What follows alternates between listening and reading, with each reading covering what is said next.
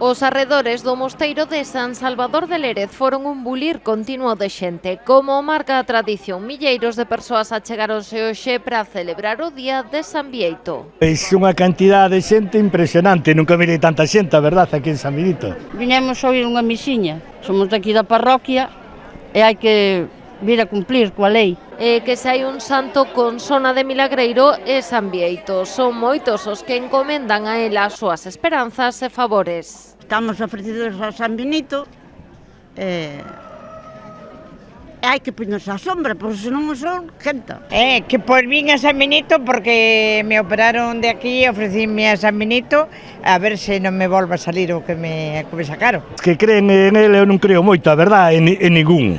Pero bueno, dicen que sí, que cura.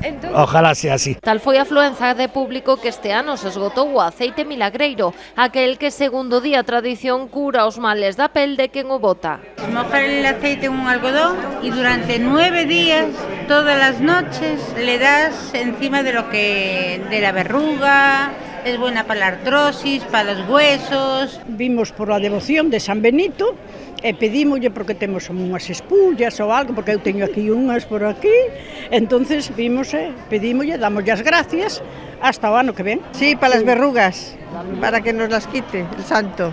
Como toda a romaría que se prece, devoción e festa comparten protagonismo case a partes iguais. Nos arredores do mosteiro non faltaron o churrasco, o polvo e, por suposto, as rosquillas. Rezar, que o que se ven, comer o pulpo e o churrasco. Vimos de romería máis de devoción. A pasalo ben, a dar unha volta por aquí por Pontevedra e nada máis.